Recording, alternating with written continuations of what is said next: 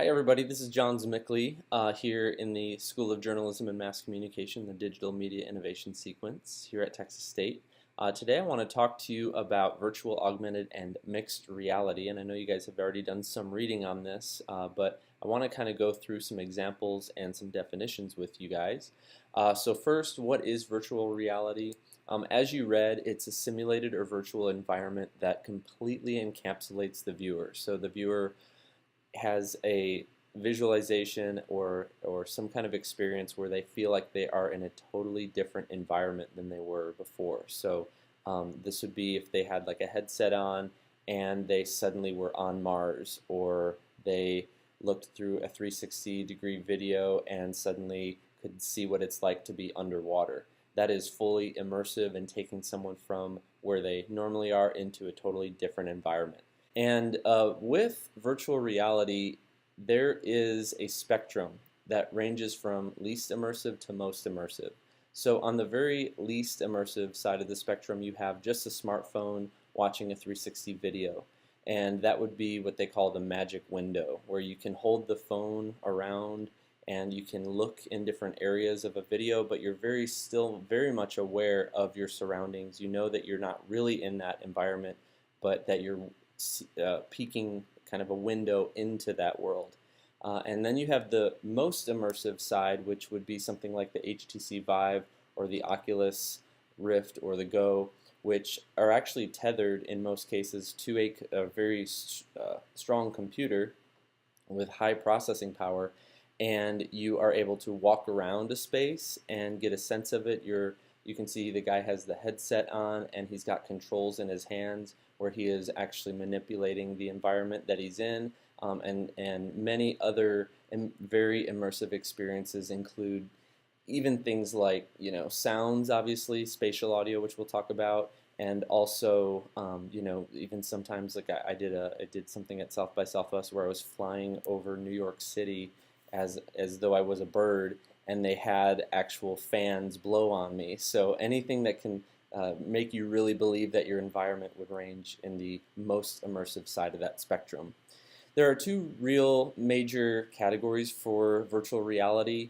The first would be computer-generated 3D environments, and those are built with high-end software such as Unity and other programs, and basically it allows you to create any kind of virtual world that you would like for your user to experience. And then you have the category of 360-degree videos, which range from basically being able to take a camera out to a location, record, and then splice it together in common video editing software such as Adobe Premiere or Final Cut. So those are the two main categories of virtual reality.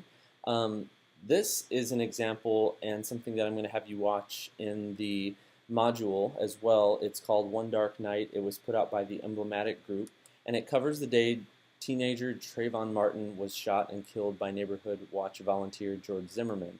It includes actual 911 recordings from witnesses, and when you're experiencing this, it's all computer generated, but the audio clips are real. And basically the user becomes transported inside a reliable virtual version of the story as an eyewitness themselves. So they can feel like they're actually experiencing this along with the characters. And there's something to be said about the computer animation element of this. It allows the user to almost always feel like they're not quite there because the computer renderings aren't perfect. And that might actually be a good thing in this kind of scenario where there's gunshots happening. It's always kind of a reminder that the person who's experiencing this is not really truly experiencing it. Then a lot of my time is spent on 360 video.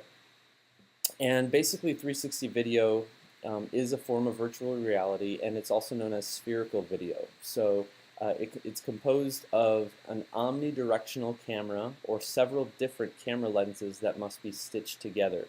So in some cases the camera lenses, there are two, as you can see in the top example, there are just two, and on the cameras that you're going to use when you get here to experiment with, there will be two cameras on the Samsung Gear 360 that we'll have for you. Most lower end 360 cameras will have two of these omnidirectional lenses, but there are other high-end examples that I can show you that have multiple, like there's a GoPro rig that has 6 different GoPros on it, and those must be stitched together using specialized software that will take the edges of those circles and stitch them with the corresponding edges of the other circles. Once it is stitched together, you end up with what's called an equirectangular video, which is a flattened, kind of like a map in a 2-to-1 ratio.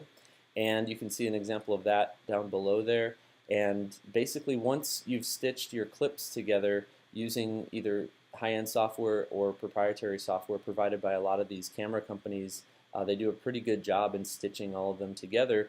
Then you can bring that clip into Adobe Premiere or into Final Cut Pro and edit it just like you would any other video. And generally, when you're talking about 360 video, a viewer will only see 90 degrees at any given time because that's really all that they're able to do in their peripheral vision. And so you have to kind of keep that in mind when you're filming, and I'll go over some tips in the next video. This is an example of a higher end program called AutoPano Video Pro that takes 6 different, you can see the 6 different camera angles from a GoPro rig, and then in the right you'll see the stitched version of it. And there are really high-end software programs that will take each camera angle and stitch them together frame by frame. It's a very intense process, but it produces a very, very high quality 360 video. With 360 video, it's a little bit different because you have very little control over a user's attention. Whereas before we could use leading lines or rule of thirds to help guide somebody's eye, in a 360 video you never know where they're looking at any given point. And so that becomes kind of a challenge for a storyteller to really help. You have to be very intentional in how you guide your viewers through an experience. Immersive video also allows for user agency on a range of levels. In some ways, the agency to look around within a frame or to even move around in a frame, or in the most immersive situations where they're actually interacting with items in the story, there is a lot of agency within a story, and there's more to even come with more advanced technology to interact with characters, and so there's a lot of room for different types of storytelling. Then you also have sound that can be stereo mono, or now a lot of people are experimenting with spatial audio, which allows the user to hear different sounds as they're relative to what they're experiencing in the immersive experience. So if a sound was happening way to the left, they would just hear it in their left ear, and if they turned their head, then they would suddenly start hearing it in their right ear. And so that adds to the feeling that you are actually immersed in a situation. There's a greater sense of presence, obviously, because the user is with the headset on, so they feel like they are in the story themselves. It's almost impossible not to feel part of the story, so whether you want to be or not, you are in the story, whether you're a fly on the wall or an active character. There's a great sense of presence, and there's also a greater sense of empathy for characters, situations, and events. You feel for the characters more, you really feel like you're there, experiencing it with them. So a lot of people call VR the empathy generator. Next, I want to talk about augmented reality, and AR is a type of virtual reality where objects or data are added to an existing reality displayed on a screen but not a natural part of it. And so this is where the user is very aware that they're in the same location that they're in, but they may use their smartphone or some kind of a headset to see maybe a character or text overlaid onto their current world. So they have a very much a sense of where they are and that they are in the location that they're physically in, but some kind of digital overlay is added to enhance their experience. And so examples of this that we see, Pokemon Go, if you've ever played that game on your smartphone, Snapchat or Instagram face filters. We also have Google Translate, which allows you to hover your phone over foreign text and it will translate it into your native language. Very, very cool examples of these. The earliest example of AR was Google Glass, where you could put on a headset and it would project a screen in front of you, and you would see some options to be able to record your world. So anyway, those are some examples.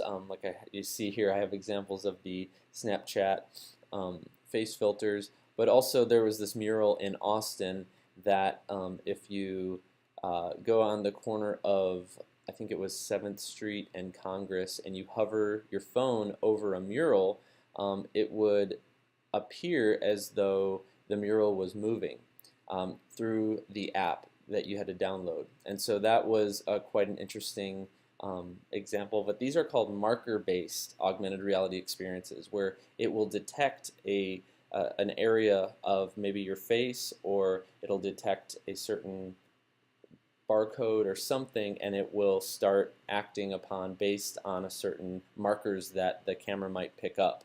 Another type of AR is markerless AR, and also known as geolocation AR. And so if you're at a certain area, like a scene where a certain film was filmed, you could go there and hover your phone over that block, and you could see how a certain scene of your favorite film panned out. And so that's kind of a fun way. It's not picking up any physical signals, but by location, if you hover your phone, you might see certain events play out based on the location. Another type of AR is projection-based AR, and we're seeing lots more of this. I don't know if you ever saw when Tupac appeared at Coachella in 2012. This was an example of being able to really feel like somebody's in the room with you, but they really weren't, using highly specialized projection hardware. And we're seeing more of this. We saw it at the Super Bowl this year with Prince, and that's just another form of augmented reality. And then you've also got the Superimposition Based AR, and that's an example I want you to look at this during this module, where this is the IKEA furniture catalog that allows you to place furniture within a space and walk around it and get a sense of it, and that's called Superimposition Based AR. And there are a lot of exciting examples of this, including the New York Times using it in a lot of their augmented reality stories. Pretty interesting. So there is a lot of potential for AR. AR allows the user to get closer to a story by allowing them to interact with it on a whole new level. You'll see on the left, this is an example from the New York Times on their stories on profiles on each of their Olympians. And this is me at a coffee shop just placing figure skater Nathan Chen in the middle of this coffee shop. And so I could watch him do his routine and walk around him, and using my smartphone. And this was right within an article on the New York Times app. And that's something that I'm going to have you guys look at as well. And finally, you have mixed reality, which is kind of a combination of virtual and augmented reality, where virtual objects are placed over the real physical surroundings in your world. So it's like augmented reality, but allows you to interact with them. And so instead of just it being a figure skater in the room, maybe you'd be able to walk up to that figure skater and talk to it, or actually interact with it in some way, which is very exciting as well. Microsoft HoloLens is doing a lot of work in this, and the Meta 2 are examples of headsets that allow you to not just overlay these objects, but also interact with them. And it seems to have the most commercial potential because it allows for greater user interaction, and it's kind of the best of both worlds. It's virtual, but it's also augmented, so it gives you the control and the exploration of a virtual environment, but also makes you feel like you're not quite in another world, but it's bringing that world to you. So the Meta 2, that's an example of it, and on the right you can see somebody taking like a globe and moving it around and being able to interact with these objects. So it's pretty exciting to see where a lot of this technology is going, and it's really just the beginning. And I hope that gives you guys a good understanding of what augmented, virtual, and mixed reality are, and how they might be applied for storytelling.